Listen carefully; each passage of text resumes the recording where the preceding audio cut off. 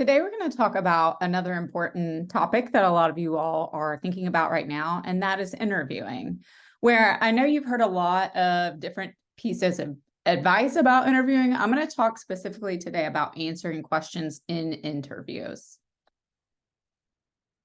So how do you win the job? I think a lot of times we get obsessed with this one thing on our resume that we think is going to get us a job.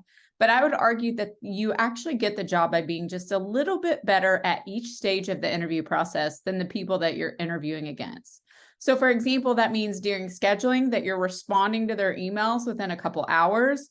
You're always writing out professional responses as opposed to just knee-jerk, quick respond with one sentence. In the interview stage, I would argue that to be a little bit better, one of the things you can do is tell a good story.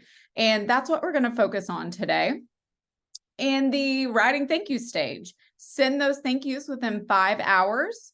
Customize each thank you note to every individual person that you met, something that they said that stood out to you, and then also remind them how you align with the role, or at least make note of something that was said that you see as a good fit for you. Follow-ups, create some sort of call to action. So a lot of you all I know are really nervous about when should I follow up? I always suggest take as much control as you can of the interview process. You have to remember that these recruiters are communicating with hundreds of students at the same time across the nation. So with that being said, I usually always add at the end of the email, as noted, you said that you would follow up in a couple of weeks. If I don't hear from you by August 17th, I'll shoot you an email just to see where things are. So as I said, I think that really winning a job is about doing just a little bit better at each stage of the process. Today, I want to talk to you a little bit about the interview process itself and where I think some of y'all may have an opportunity to do a bit better. So we all know the typical interview questions that are asked, right? Tell me about yourself. Let's talk about a greatest strength, a greatest weakness. Tell me something you're passionate about, something that motivates you. If you look at a lot of these questions, they really fall into two different buckets. Those two buckets are kind of positive valence questions, or they feel good. You get to shine, you get to talk about something cool you did or something you love. The negative valence questions are the opposite, right? You get to talk about a time that you failed or something that you're not that proud of or something that you don't do well. So when you think about those examples are, for example, the positive ones, tell me about a strength. Tell me about something you're most proud of on your resume. What are you passionate about? What motivates you? Tell me about a time you use leadership skills. You can hear quite a difference now when we talk about the negative valence questions. Tell me about a weakness. Tell me about a time you failed. Tell me about a challenge or conflict at work, about a time you made a mistake, about an ethical issue you faced. So I want to talk about really answering these types of questions that can kind of be summed up as either positive or negative. There's really 3 simple steps, but what happens a lot of times when people get in interviews, we're nervous, right? So we start rambling, we're 15 minutes into a story and we forgot what the question really was. So almost all of these questions that can be framed as either positive or negative can be answered in 3 steps. The first thing you want to do is just answer the question with one sentence. You want to give them the title of your book. And what I mean by that is whatever you're about to talk about, you want to make it clear so that as you're telling the story, they're not questioning, well, what the heck is her strength? I'm really having a hard time following. So let's say that you say, they ask, what is your greatest strength? And you say the very first thing, just answer it short and sweet, one simple sentence. My greatest strength is persistence. Okay. My greatest weakness. My greatest weakness is that I micromanage people. So you have just given them a title of your book. They know exactly what they're looking for when you do step number 2. Step number 2 is you want to tell a juicy story. And what I mean by a juicy story is a lot of times we speak in generalities regarding our stories. So for example, if I say my greatest strength is persistence, a lot of times my story will sound something like, if it's general, will sound something like, well, I'm always the person who, carries the project through to the end. I'm always the person who never gives up. And that's fine. Those are okay answers. But a better answer is you should be able to tell a story about a specific time, a specific project, a specific thing that happened. So in other words, you want to tell a story that really can be a story that's a snapshot in time. So if we use the example of persistence, maybe you want to tell a story about trying to get into some student organization that's very competitive. And I'm going to talk to you in just a minute about how to tell this juicy story using the STAR method to give you a little bit more of an outline of how to do that. So we just covered step 1 and step 2. Now, what do you do for step 3? If it's a positive valence question, you're done.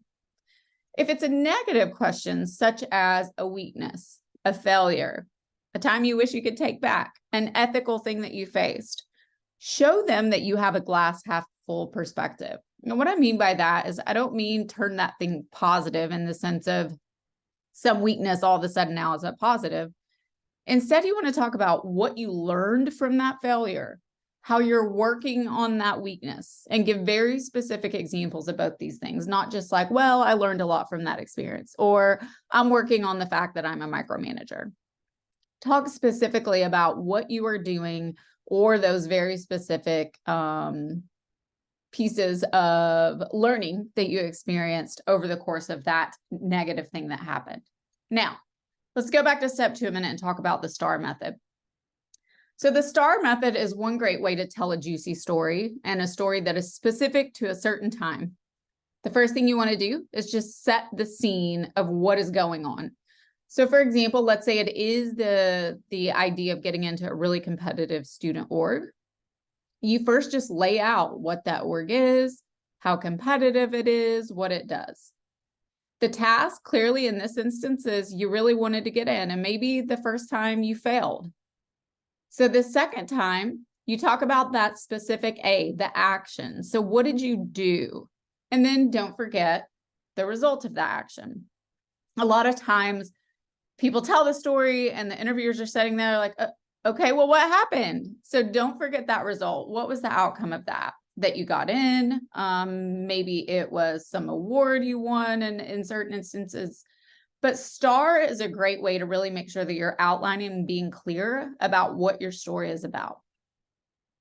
Now, when you take all of these things at a high level into consideration, my suggestion would be, since you don't know exactly what they're going to be asking in your interview, create a story bank in your head. And what I mean is create 5 highlights and 5 lowlights that have happened to you over the last 4 years. So 5 things you're really proud of and 5 things you're like, dang, that didn't go so well, or I wish I could do over.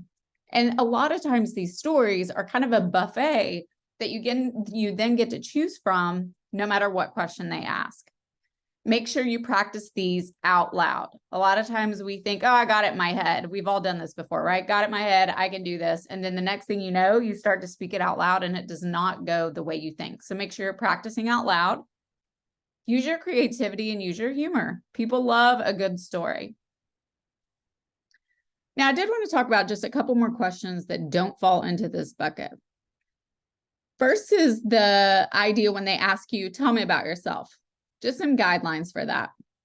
You want to keep it 90% professional. You can add a little personal spice in there. Start with something interesting, like a hook.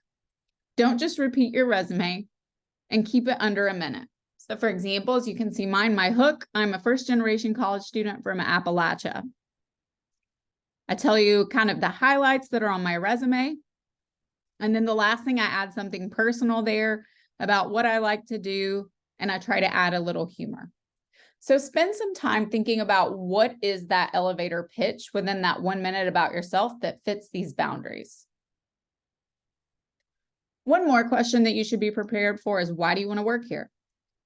Make sure that you're doing your research, that you really understand what the company's values are and how you can align with those. Make sure you're humble. A lot of times we go into interviews and we want to be confident, and that's important. But at the end of the day, you have no idea what is actually happening within the company. So make sure you say things, from what I understand, one of your greatest challenges right now is blah. With that being said, I would love to come alongside that initiative because I'm very passionate about it. Make sure you're unique. So find something really interesting about the company or not so obvious, because pretty much everybody that you're going up against is probably going to be saying similar things regarding this question. Lastly, never talk negative about a company you've worked for or your current employer. When you do that, all it does is tells these people that you might do the same to them. So if they say, why are you leaving your current job? Maybe say that the expectations were not outlined well, and it just doesn't feel like a good fit at this time. Now, the biggest thing you can do is practice, practice, practice, practice. So moving forward, I think your next steps are trying to figure out what is that highlight reel and low light reel? How do I tell those in a juicy manner? And think about what questions they might fall under that would be easy for you to pull out of your pocket no matter what they ask. At that point, if you need some help, just let me know. I'm always here and happy to do so. Good luck.